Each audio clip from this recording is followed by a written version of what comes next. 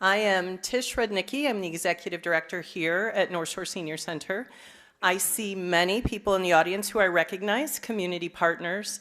There are also a lot of new faces because while we serve 39 communities in Cook County, from the Lakeshore all the way through to Barrington, just keep going on Lake Cook Road. It's important that we know all of our community partners throughout the area that we serve. We touch the lives of 25,000 older adults each year. 4,000 of those folks come through our doors here, and we keep them connected to community and to all of you through our services. So thank you for being here for the County Town Hall and the important conversation we are about to have. I want to do a special shout out to Commissioner Britton's team for getting the tech working, which is always a little iffy here at the Senior Center, and for all the support they've given getting you registered and in the door today. Also, a shout out to our chamber partners, especially Terry Dason, who planted the seed to start this event here at the Senior Center. So we're very appreciative to, I'm gonna try to name them. Let's see if I can do it. Winnetka Northfield Glencoe Chamber, Glenview, Wheeling, and Northbrook. Thank you for your support and for being here today. It's my pleasure to introduce the Honorable Tony Preckwinkle, the 35th President of the Cook County Board of Commissioners. President Preckwinkle has served in this role since 2010, becoming the first Black woman elected to lead the nation's second largest county. I think that deserves a round of applause.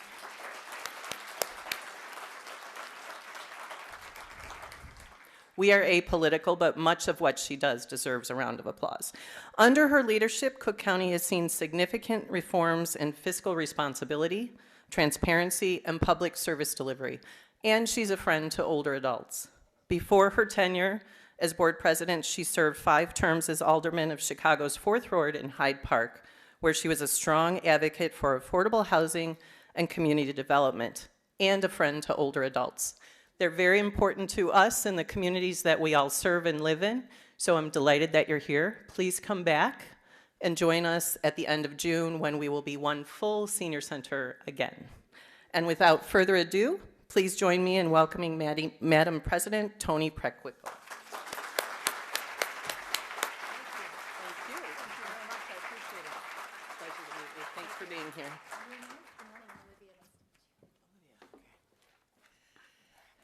Good morning, everybody. Good morning. We had a bit of a challenge with our GPS system today, so I apologize that I just arrived. I want to thank you for that generous introduction. Thank you so much. It's always a pleasure to be in a community with so many residents, leaders, and partners who are committed to building a strong Cook County. I want to acknowledge the elected officials who are with us this morning, at least the 2 that I know for sure. 3 that I know for sure. First of all, Scott Britton, who invited me, Commissioner Scott Britton. I know that he will be acknowledging all the elected officials who are present, and he's got a list and I don't, so I'm going to leave that to him. I want to thank Commissioner Trevor, Maggie Trevor, for being with us here today. Scott's our floor leader and has a little bit longer tenure than Commissioner Trevor, but I'm very grateful for her help and support and her good work at the Board of Commissioners as well. I also want to acknowledge Congressman Schneider. Thank you very much. I had the pleasure of supporting him when he first ran for office, and then the second difficult campaign, and then he's been returned by the electorate ever since. So you've got a challenging electoral history as I do. I lost twice before I won, but we're really grateful for your service in the House of Representatives, and thank you on behalf of all the people of Cook County. And I want to thank North Shore Center for hosting us today. This center plays an essential role in supporting older adults in this region, and it serves as a welcoming space for learning, connection, and engagement. Today is not just a chance to share updates on our work, it's an opportunity to reflect on what good government looks like at a time when people across the country honestly are feeling disillusioned and afraid. In the midst of political division, economic uncertainty, and continued national gridlock, residents deserve leadership that is strong, steady, and solutions-oriented. Commissioner Britton brings all of that and more to his role as Cook County Board of Commissioners. He's accessible to his constituents, thoughtful in his decision-making, and deeply committed to improving the lives of the people that he represents. Scott is not someone who chases headlines. He's someone who does the work, builds coalitions, and gets results. With Commissioner Britton's advocacy and the collective support of our Board of Commissioners, Cook County has made significant progress on several fronts. I should acknowledge that Scott is our floor leader. So the chair of finance, the vice chair of finance are kind of automatically leaders of the body, and I've asked Scott to serve as our floor leader because I value his wisdom and his ability to get along with just about everybody. And I appreciate the work that he's done on behalf of me and my office as well as with his commissioners.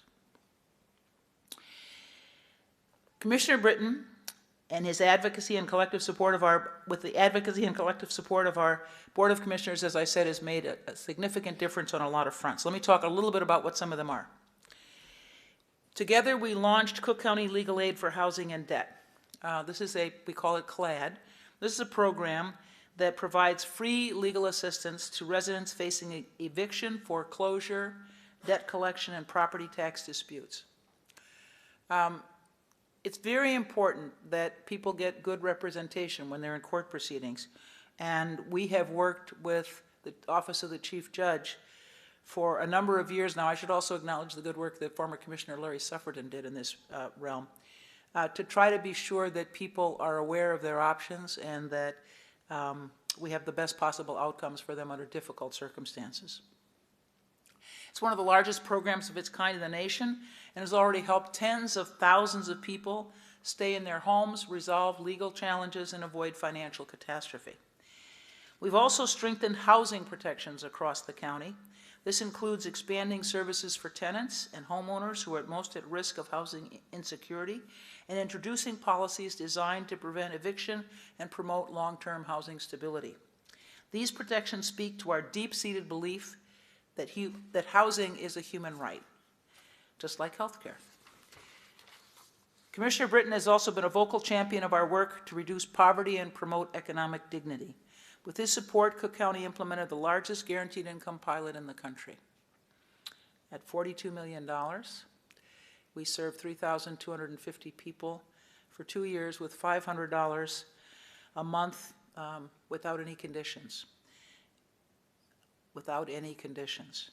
And you know what we found, and the results are preliminary. We have a partner in the University of Chicago that is evaluating the results. What we found is that people use the money for things that we use money for food and shelter and medical care and maybe tutoring for their kids. And we have in this country the unfortunate view that the poor are somehow different from the rest of us, and if we provide them with resources, they will somehow squander them or use them frivolously, when in fact they use them just the same as everybody else does. I should point out that 233,000 people applied for that program, and again we had 3,250 slots. I look forward to the research results of the University of Chicago, and we have committed that we will continue the program in the future, tweaking it as indicated by the research. Additionally, our medical debt relief initiative has wiped out over $450 million in medical debt for Cook County residents. 200,000 residents benefited from this. You may know that medical providers sell their debt to collection agencies for pennies on the dollar. And so we're partnering with Undo Medical Debt, an organization that has done this work with philanthropy, to wipe out that debt by having memorandums of understanding with hospital systems, with doctors, physicians groups.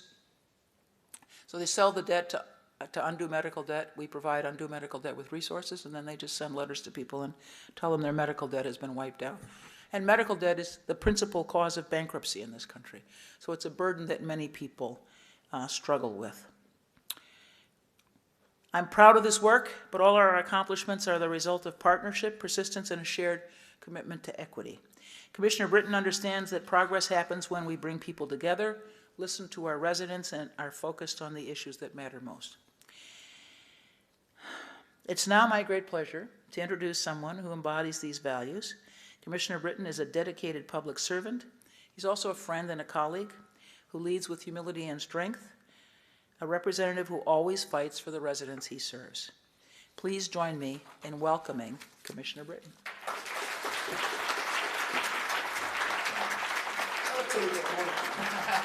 Yeah, hot mic. Thanks everybody. First off, we do have, and I just want to say thank you so much to my local elected officials who came, all of whom I know pretty well, and some who I'm going to get to know who are just new.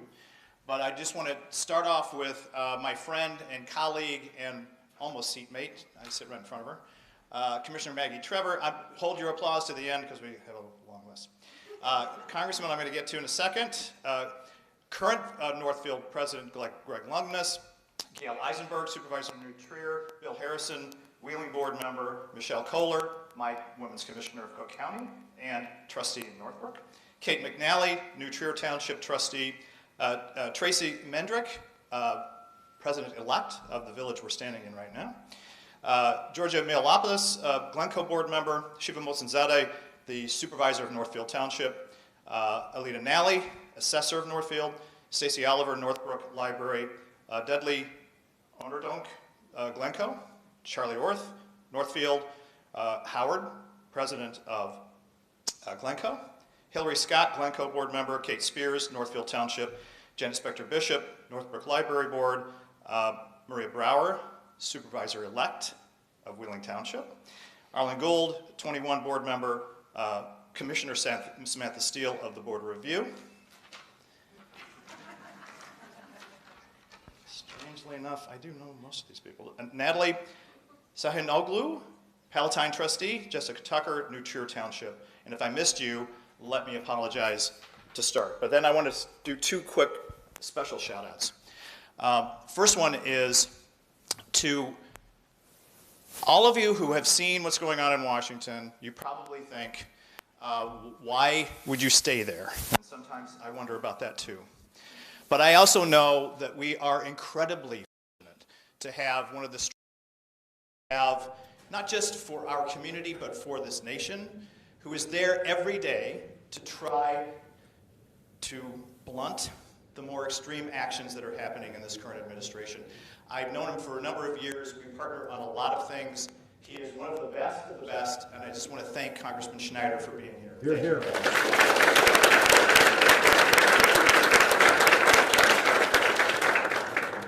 So, as a student of history, I've said this before about the president. I do think that sometimes the times call for a leader, and we have been also very fortunate, and I personally have been very fortunate to be able to work with President Preckwinkle. I sometimes wish, Tony, that maybe you don't have to have quite so many challenges all the time, but it started off with a county that was not in great financial shape and is now in great financial shape, getting our pensions paid for. But also then dealing with a once-in-a-100-year pandemic, the racial strife that came from the murder of George Floyd, and now two administrations. That seems like a lot. But I also know that the president has shown not just competence and passion, but she's also showed the continuing empathy for those less fortunate who we serve. And honestly, it is a privilege to serve as your floor leader and to fight the good fight with you, and it is an honor to be your friend. Thank you, Tony.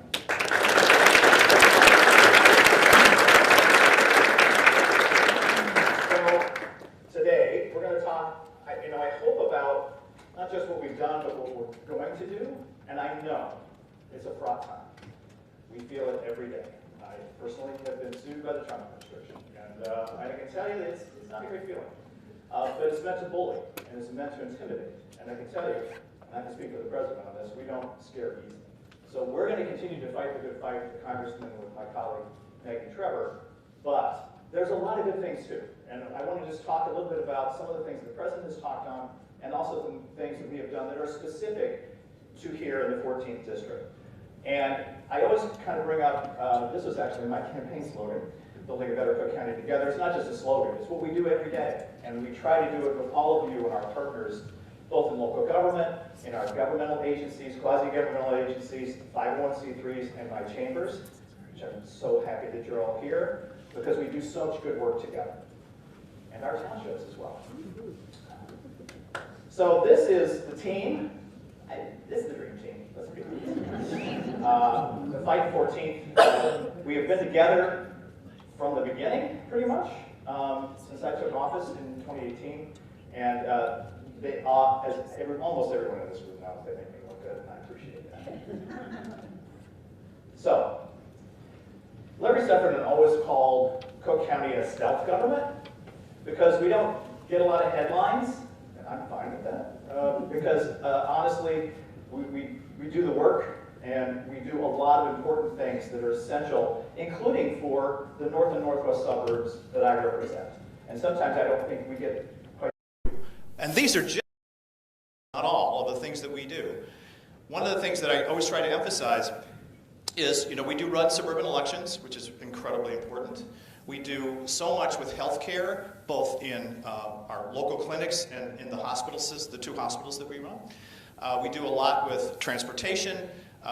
We help our small businesses as best we can. We do support of our veterans, animal control, and we do all of these things in a system that works effectively and spends your money wisely. And I think that we are very, very proud that we can continue to do that. This is the 14th district. I can tell you, when I was running the first time, I was in Inverness, and I had to drive home to Glenview, and I thought, what am I, represent Idaho, turned on its side? Because it's a lot of folks. It's basically 14 major municipalities, many of whom are here today in their leadership, and then pieces, about 25. So it's a lot of different folks, but it's home to me. So building a better Cook County, the theme of my presentation today is really going to focus on these 4 areas: helpful programs, accessible services, genuine connections, and then equity through investment. And all of these are going to be things that we in the county and our county board and the president make a priority every single day when we go to work. And so helpful programs take a lot of different forms, including in the forest preserves. I should have probably brought that up. It's my favorite part of the job. The 70,000 acres of green space that we supervise as forest preserve commissioners, including the gem of the forest preserves, the Botanic Gardens, which is in my district. And I hope you'll get there like today. Not right now, but today. So let's talk about some of the things that we do. Lake Hook Road is an economic engine of our county. It even helps the folks up in Lake. And this was a $58.5 million project, one of the largest I think we've done within our Department of Transportation and Highways. And it was done through help of our federal partners, local, and then the county and the state. And I just want to say, and we had a number of our state representatives who are, well, there's a lot going on, as you probably know, but a lot of people who wish to be here. I know Tracy Katz-Moll wanted to be here and to talk about some of these things that we do together, including green infrastructure like bike paths and those things. We are dedicated to those things within the county as well. And so we try to make sure that we are including as much support for our municipalities as we possibly can. And that's the Invest in Cook. One of the things is the Invest in Cook program. It's $8.5 million awarded annually across Cook County. We've had $3 million in the 14th district. When people say, are we getting money that we pay taxes for here in the northern suburbs? The answer is yes, we are. Over 20 projects, and then we have had 9 rounds since I've been in office, and we're going to continue to support our municipalities in infrastructure, roads, bridges, and all the important things that we need to do. So the health and hospital system is almost 50% of the budget of Cook County, and we, not just through our hospitals and clinics, but we also through our policies are trying to make our county healthier for all. And one thing we do is we pass legislation and we do programs that help make all of us healthier. And one of those, my father died of lung cancer, a lifelong smoker. When I came in, one of the very first things I did was pass an ordinance that prohibited the sale of tobacco products for those under 21.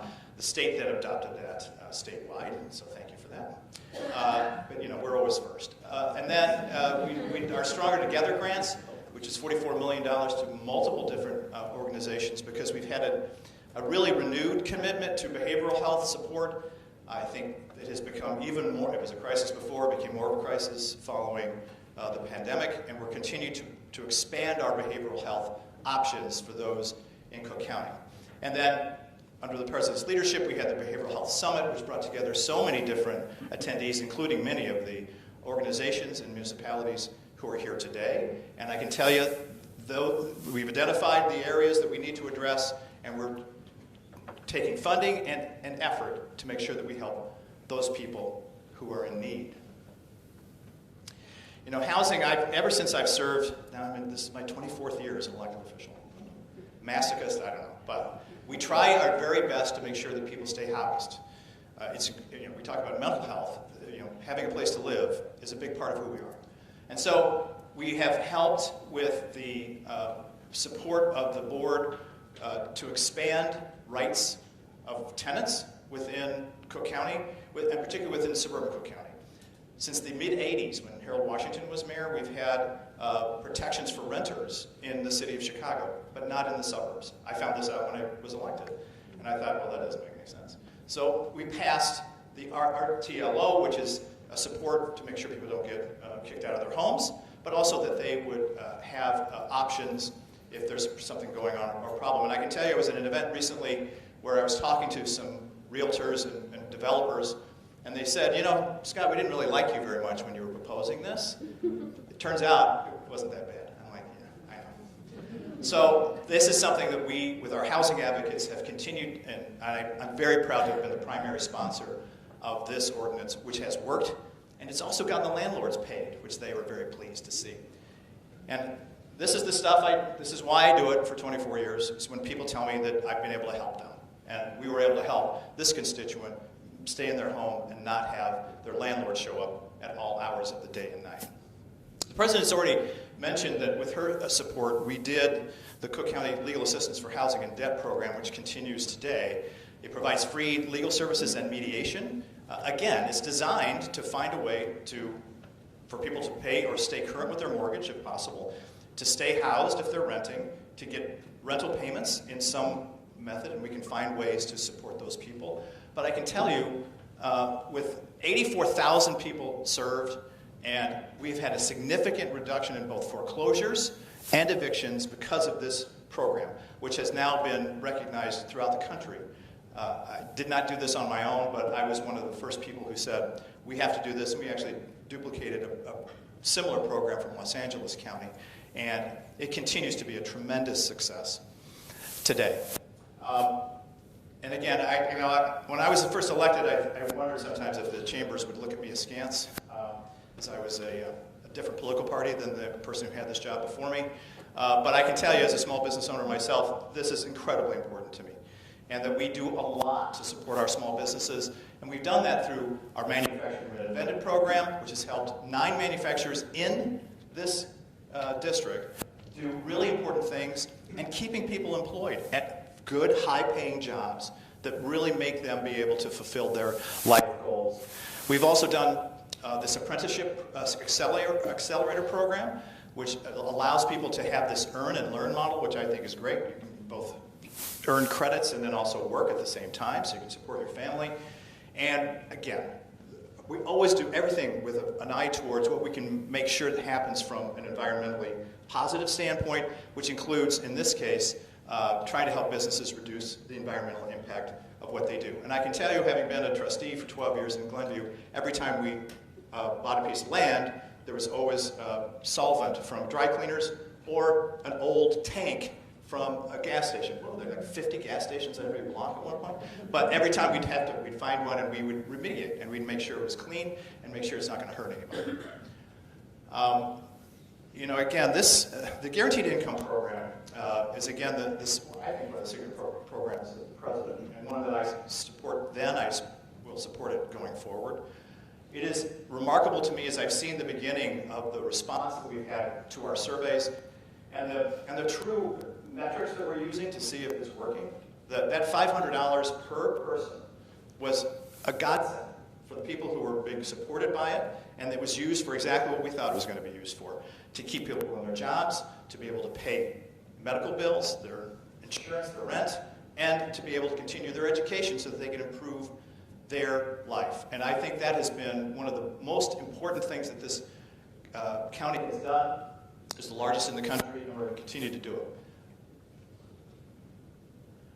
Our food pantries have been inundated of late. They just tell me about the need, which has expanded our capability to provide it.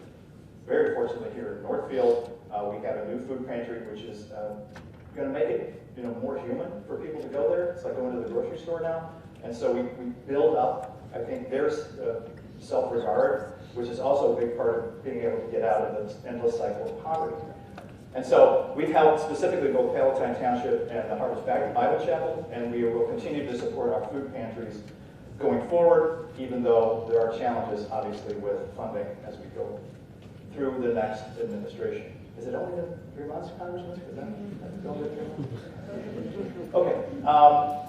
Obviously, again, it's going to be a theme, as you can tell, climate change and protecting the environment continues to be a big part of what we do, and we do that through our Solar Schools project, where we provide funding for people. Schools have lots of roof lines, and they can put panels up, and they think it's both helpful for the environment and helpful for the schools because they can reduce how much money they're spending on energy. And we've done that in Buffalo Grove and then 2 schools in Wheeling. We also try to expand as best we can all of our electric charging stations. We're going to go carbon-free here in a few years in the county. We're also going to have ways in which we can use those charging stations for people, and we've done those particular programs in both Glenview, Rolling Meadows, and also in Wilmette.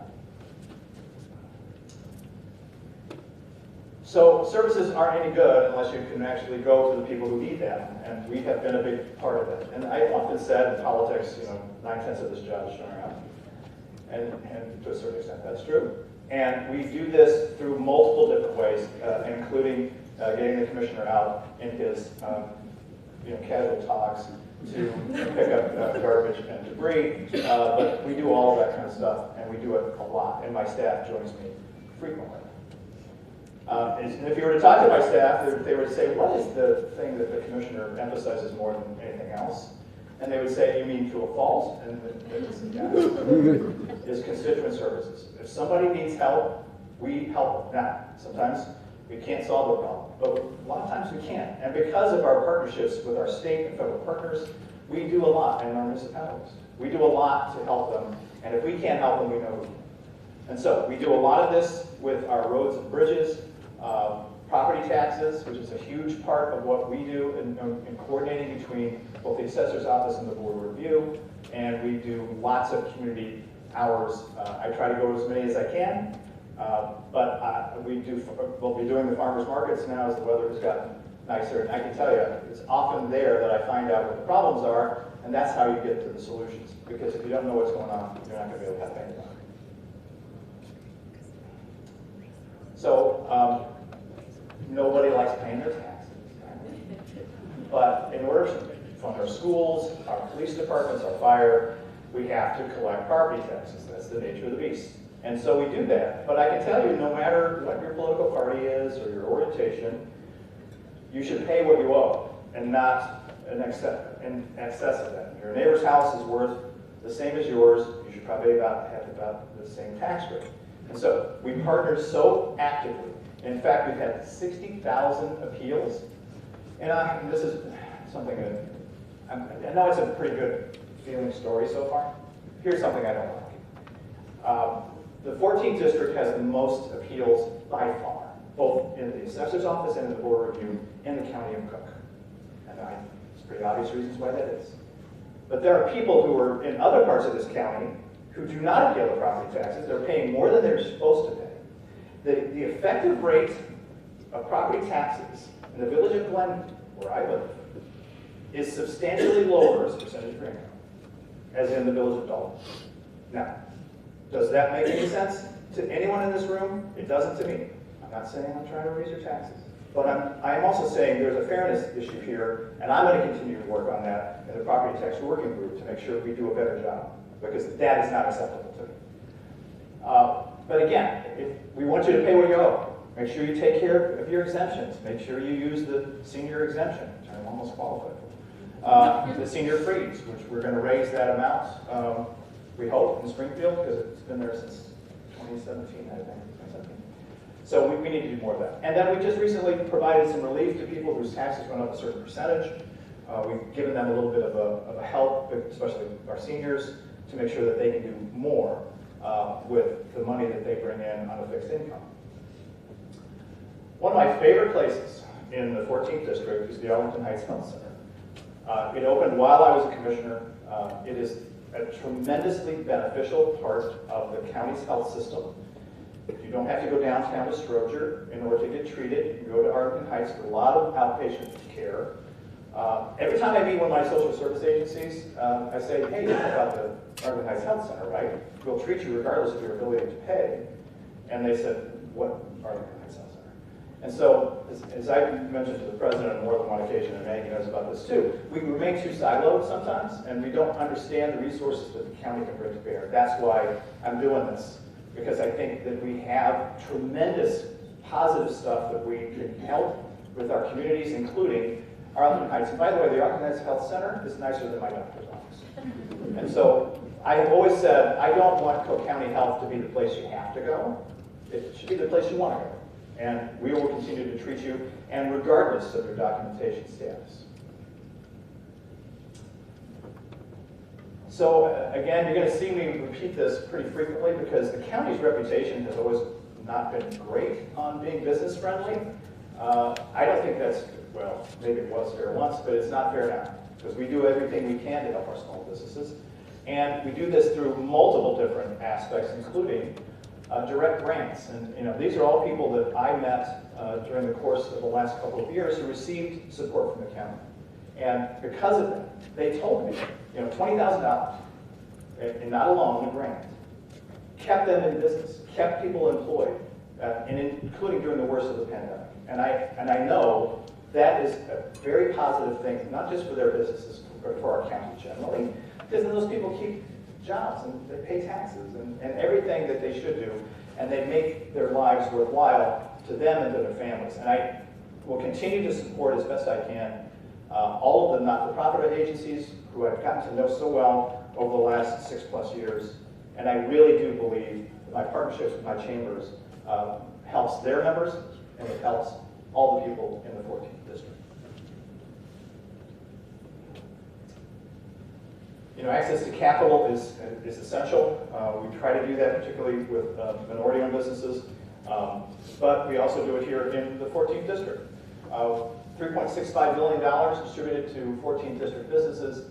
That's 203 source grants, and we continue to do that also with our not-for-profits to make sure that they can weather the storm.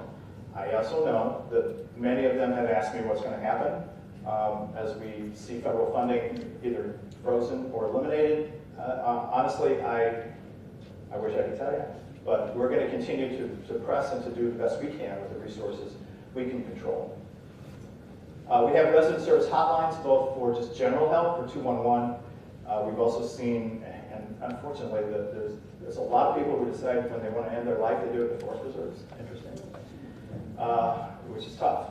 But we're doing more to make sure that we expand our ability to help those people and make a better choice and to provide the behavioral health services they need in order for them not to feel like they have no way out. This is one of those things that is a commitment of the county and will continue to. We also, we're here at the North Shore Senior Center, which again, I thank them so much for letting us be here and having this great space, especially when it just had a bunch of water damage in the neighboring part of the building. But we support them, and we support lots of different senior populations within the county. We do that through our Elder Justice Center, which again, as a lawyer, I can tell you that trying to navigate the different tasks that are required in the legal system, it's tough for me, and I've been doing it for 40 years. So we do that through the Elder Justice Center. We provide cell phones through the Sheriff's Office, who we partner with all the time, for emergency 911 cell phones. And then we have places where you can pick them up all through the 14th District. And all you have to do is apply, and we'll get you a cell phone to help to make sure you're safe. And then again, the property tax exemptions make sure that you or your family members take advantage of those exemptions. It's a big difference. And we're going to, again, continue to lobby in Springfield to raise that $65,000 a year limit from the senior freeze to $85,000 to be more realistic to what's been happening with inflation. And we'll also continue to, there's certificates of error. We make a mistake, we can fix it, and we'll do that with our help of the assessor's office and the board review. Trying to be safe within our communities is incredibly important. I just saw a video of someone who was robbed at gunpoint at about half a mile from my house. It's a scary time sometimes. I think some of the scare is overblown, but I also think we need, particularly here in the northern suburbs, to have access to our partnerships with law enforcement, which include the sheriff's office, which we fund. And so we have catalytic converter events where we'll, for free, spray paint your catalytic converter, which means that when the thieves come by and they see the paint on there, it's very difficult to sell, and they'll go to the next car. I can tell you that these events, as you can see, it's always incredibly cold. I don't know why we always pick to do it. And staff maybe, I don't know, but we also will enter your VIN number, and we'll also give you the ability to track your car if it's stolen. The sheriff's office will help you with that. So we try, again, through the forest preserves we can't necessarily take the forest preserve to you, but we can take you to the forest preserve. And we do that through our now 70,000 acres, which just happened in the last few months. We went over 70,000 acres. We have all these great paths and both paved and unpaved trails. 4 of the Illinois nature preserves, which are special designations for our forest preserves, 4 of those in the 14th district. And we'll arrange one free trip for your organization once a year. And I tell you, we take people to the Botanic Garden, which is in my district, all the time. And it is always incredibly powerful. And I always think when I see the school kids, they're like, I'm going to go to the Botanic Garden in the morning. They love it. They think it's great. The zoo, it's hard to compete, but we do have voting in our country is, we talk about what is a right and a privilege. We should all have the chance to vote. There are lots of things going on in the country where certain people are trying to limit our ability to vote. We will stand for everyone in that right. And we did that when I was very relatively new in the county in the vote ordinance, which expanded with 8 additional languages, the ability to vote. And I'll give you an example of how that works. I was at early voting in Glenview right after we started this program, and 2 Korean Americans came up to me. And they had never been able to vote before because they were embarrassed. They're proud of help. But they could vote in their own language. And they told me that's exactly what they needed. And we responded to that, and we passed that with the President's help. And it has greatly expanded the ability of people to vote. And honestly, when I look at those people and I see them coming to vote, I also thought, they might not vote for me. And, I don't care. Well, I care, but I don't care that much. Let's all vote. And by the way, if we all vote, our candidates usually win. So we're going to continue to look for other languages. Once it reaches a certain level, we'll try and get additional languages. And by the way, we have new arrivals, a Mongolian population here in the 14th district, which they're lovely people, and they have a heritage center in Wheeling. So we continue to collaborate. The upper picture there is Father Brost, who went to law school with me. I used to drink with him at camps in Illinois, and then he took holy orders, and now he's a priest doing all the good work out in the northwest suburbs. It's been great to reconnect with him. He's the spiritual advisor of the 14th district. But I also can tell you that we hear from the constituents and we take action. This is an area of Northbrook that's in incorporated Cook County, and they needed sidewalks so they could actually go somewhere from their homes without having to drive. And I think construction is starting right now, or very soon, now that the weather's nice. And so that is the kind of responsiveness that you deserve as taxpayers and that we will bring through the county. We obviously did a lot of COVID-19 vaccines, and I can tell you, I had a talk with our newly appointed head of Cook County Health about vaccinations. It is not good news. There are way too many people, including for their kids, not getting vaccinated. I can tell you that boggles the mind that all of this propaganda seems to be seeping through, but we will do everything we can, both in education and providing clinics. So if you have an organization that wants to do a vaccine clinic for all types of different vaccines, not just COVID, let us know. We'll bring the vaccines to you. And we'll continue to do that as we go forward. This is one of my favorite things we did recently. That is the supervisor of Palatine Township. He is a Republican. He's also a good friend of mine. And we started a pilot program where you can access vital services like marriage records and birth certificates and stuff. And you can get them printed at your township office. We've never done that before. So you don't have to go all the way to Skokie or all the way downtown to the county building to get your records. And that is something that we can continue to replicate in our townships because it's not that complicated. It's just somebody's got to do it. And being able to partner with, because I don't care what your local party is, we're here to help the people we serve. And that's what we're going to continue to do. And I thank AJ for helping me with that as well. We'll do that right here. All right. It's our So, mental health continues to be a huge driver of what we're doing in the county. The sheriff provides some response team mental health help. So it's not just the sheriff showing up with a badge and gun. There's people there who can help you if you're having a mental health crisis. We continue to do that, and you can call this number. And by the way, anybody who wants these slides, let us know. We'll give them to you. But this also will enable, like Northfield Police, have tablets that they can access mental health services through the county. And we're going to continue to do that as we expand it, I hope, to every township in the county of Cook. Yeah, we still use the word equity, even though we have trouble for it. And we're going to keep doing that because that's really important for what we're trying to do in the county. And to, again, help those most vulnerable among us. I always say, people ask me, Scott, why do you do this? I'm here to help the people without lawyers and lobbyists. Not that there's anything wrong with the lawyers, but it is not an equal playing field. So let's make sure that we have every resource we can to make sure everybody is successful. I am incredibly proud to have been part of this initiative, which was the president's idea, and I will continue to support it until the cows come home, as we say downstate, because it's almost now up to almost $1 billion in total medical debt that we retired for $12 million.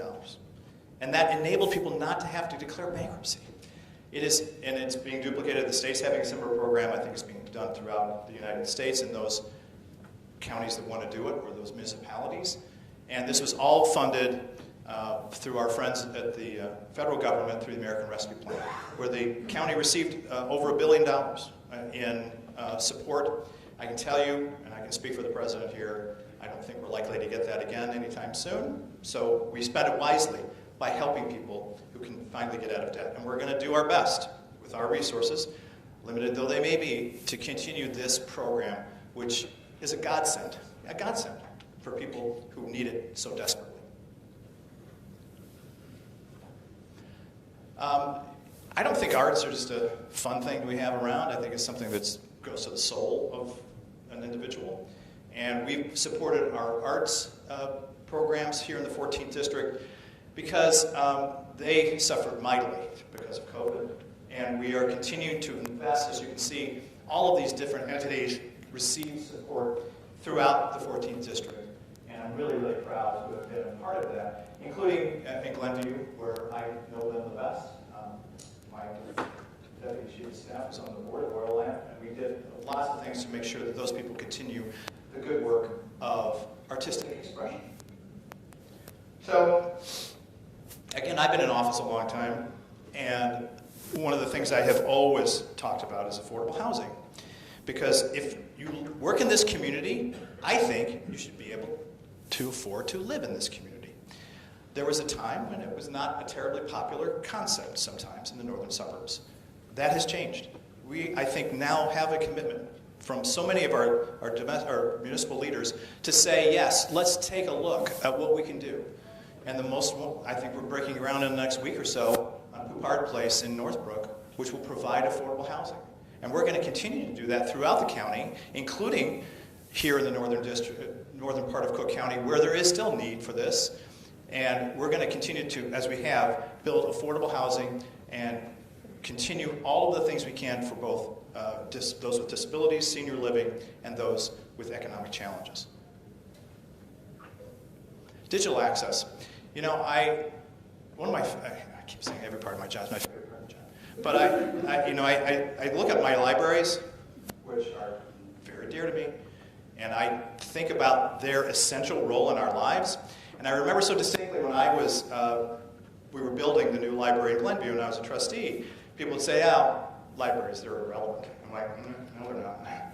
There are so many people who use those resources both for digital access and for job placement and for so many different things. In our makers areas where they use 3D printing, it is incredible. So thank you to our libraries and all that you do.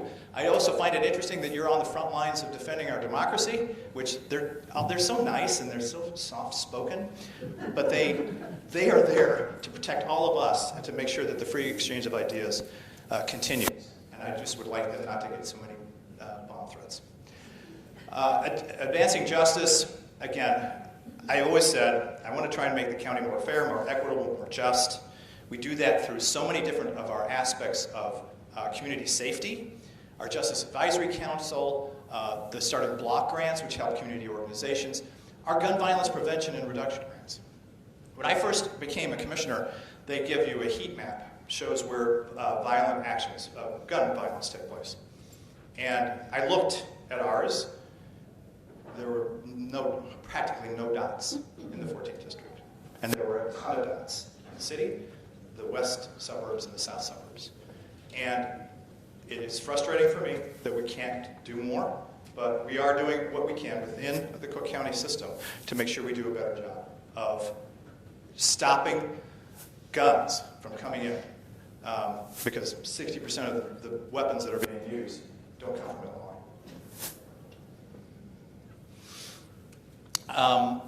If I have a signature program, I guess this might be it. Cook County United Against Hate. 2 years ago, anti-Semitic literature was dropped off all over the northern suburbs. That stuff continues to be thrown about. And I just thought, we have to take a stand. And so we started small. We got together a slogan. Hate against one is hate against all. We got a logo. And since then, we've had 85 partners, including, I think, every municipality in this room. So many different departments, not-for-profits, businesses, so many different groups who've said, yeah, we're going to take a stand. You know, we don't always have to agree on everything, but let's not hate each other, shall we? Just because of where we come from, who we worship, or who we love. None of that should justify the kind of stuff we see, and which I unfortunately see is perpetuated now at the federal level. So we've had over 20 community meetings. I still think it's amazing with a staff of 3, and there's only one of me, that we continue to do this, including panel discussions, screenings, and then we have a wealth of online resources to help you if you want to take a look at what's been going on. And of course, you can see the statistics, which are sobering, which, this began, the genesis was a little bit, anti-Semitic actions.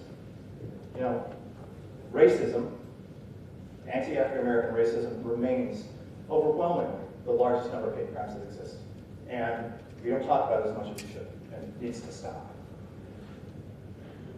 So, if you're interested, CookCountyUnitedAgainstHate.com.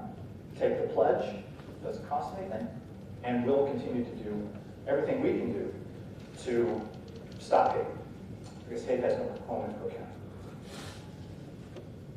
So, the future.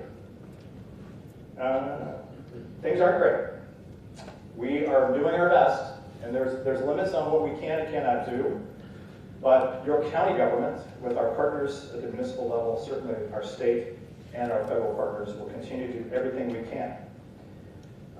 When I talk about the policies of the federal government as where the policy seems to be cruelty, I don't say that lightly, but that's what I see. And I'll give you a perfect example.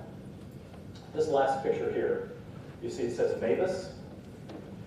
It's a very strange name. It's the Mutual Aid Box group.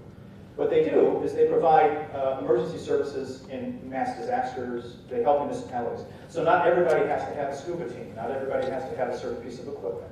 We keep it in one place, and then we have NAPAs provide it when you need it. Their funding has been stopped, it's been frozen.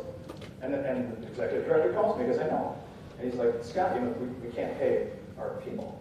We're going to have to close. And it's, is this a diversity equity issue? No. It's police and fire. And they are to the point where they don't know where the next penny's coming from. It's almost all federally funded. So is that scary? It is. The attacks on the LGBTQ plus community, the demonization of trans people, the attempt to eliminate options to gender-affirming care, and of course, choice. I will continue, as I have throughout my life, to say that it is a woman's decision what she does with her own body. We will continue to provide the services that Cook County Health will provide, but we also know that we're in danger of so much that we do in a positive way to include everyone in the life of our county, including through our minority and women-owned business initiatives to make sure that we have a business of women and minority-owned businesses doing our work, and maintaining the defense of everything that we do with the Sheriff's Office and our Department of Emergency Management and Regional Security, which is in danger and which we have to continue to do a better job of. And when I say your voice is needed now more than ever, that is not a slogan either. That is exactly what we need to do, and we need to do it together. So we're not hard to find. My office is on Waukegan Road, not far from here. We will do everything we can to respond to your needs. I think most of you in this room have my cell phone. Maybe that wasn't a great idea. But, and I know my municipal leaders will call when they need me, and I'll be here for them as well. I'm the only, and we do have a former alderman on the county board, but I'm the only former elected municipal official who serves on the county board. I am also the only white Anglo-Saxon board member. And I think that's great, because that's the exact diversity that this county lives, breathes, and I think is a big part of what we do. And I'm glad they let me join. Lastly, obviously a big thank you to everybody. I put this one up last because, yeah, I'm really into flags. President always said, let's set a flag. This is the new Cook County flag, only 2 years old. The old one was what we call in the flag business an SOB, a seal on a bed sheet. And this one has, I'm not going to go through it all because it would take another hour, but every piece of this flag has a significance to our county and to our mission and to our history, which I think is so, so cool.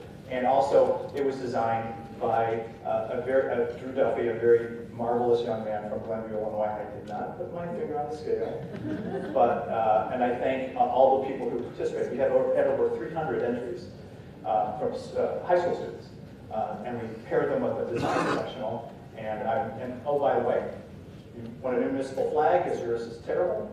Give me a call. So I have passed out cards, or cards were provided early on. I think we're good on time so far. But any questions that you have or anything that I can answer from the county's perspective, we're going to do the cards first, and if I have time, maybe do questions from the audience as well. But let's start with those. Julie, do you want to start off?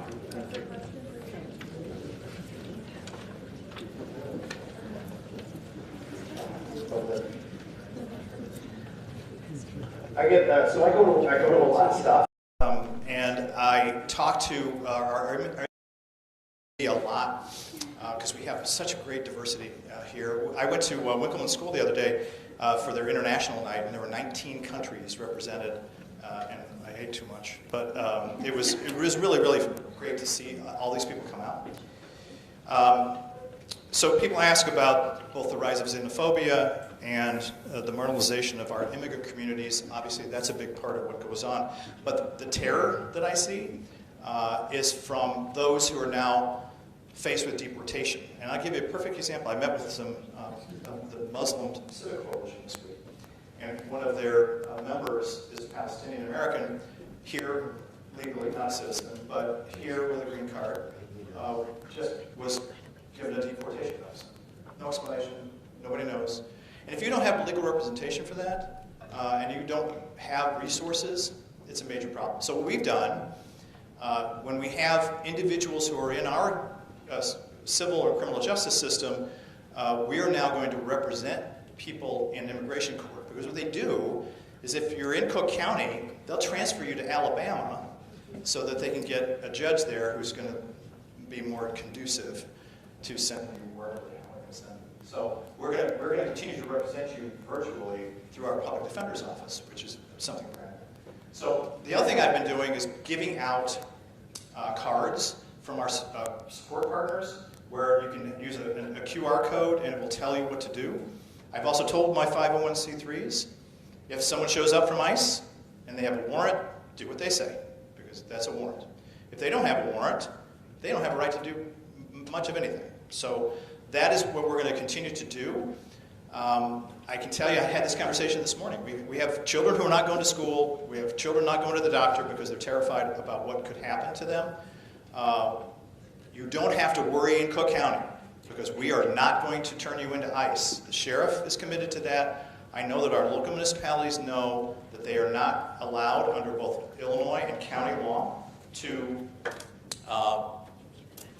coordinate with ICE if the only crime you have is that you're undocumented in this country, and we're going to continue to do that. Also, undocumented individuals, we don't check your immigration status if you're sick. County's going to provide you with health care, regardless of your ability both to pay and your status. So the county will be there for whatever you need, and we will continue to do that as best we can. So one question is, how can we better support all the community groups doing work on the social safety net, the environment, and human relations? That's a big one. And I'm just going to speak for Commissioner Trevor. If you need us, call us. And again, most of you have my cell phone. We'll be there. We'll show up, and we'll figure out a way that we can coordinate as best we can with what is obviously a very, very difficult time.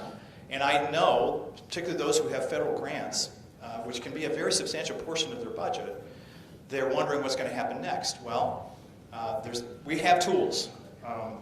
If this money has been allocated by the Congress, it is pretty clear. The Supreme Court has said that money needs to be spent. You can't just hold it up because you don't like whatever they're selling.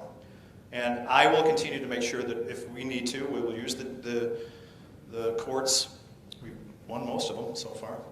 And we'll continue to do everything we can to support those agencies that are now faced with a very significant crisis, and one that is almost completely man-made.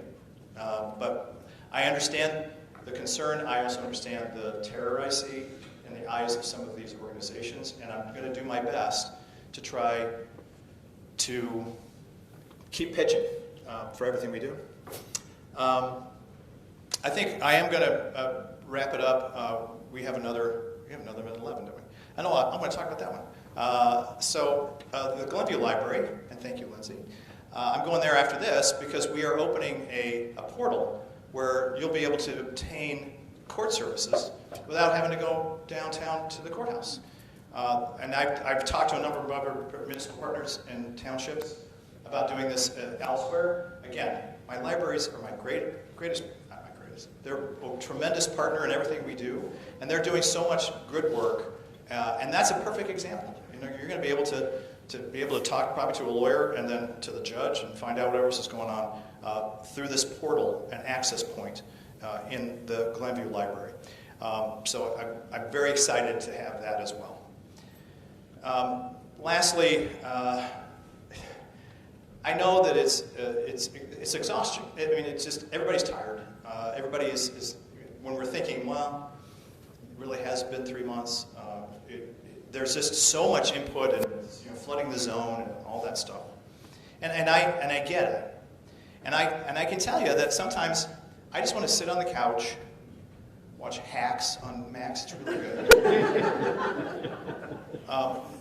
But that's not going to change the world, and I think everything we do together it matters incredibly. And it is something that, it gets me up every morning, kind of, and then it gets me going. And I know it does for so many of you in the things you do for our communities, whatever your service is.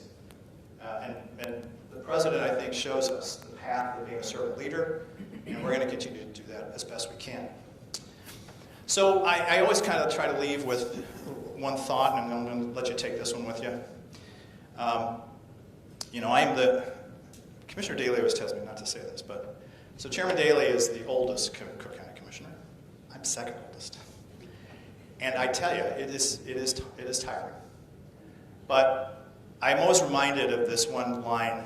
It's from Ulysses, the poem by Tennyson. Though we are not that strength which in old days moved heaven and earth, that which we are, we are. One equal temper of heroic hearts, made weak by time and faith, but strong in will, to strive, to seek, to find, and not to yield,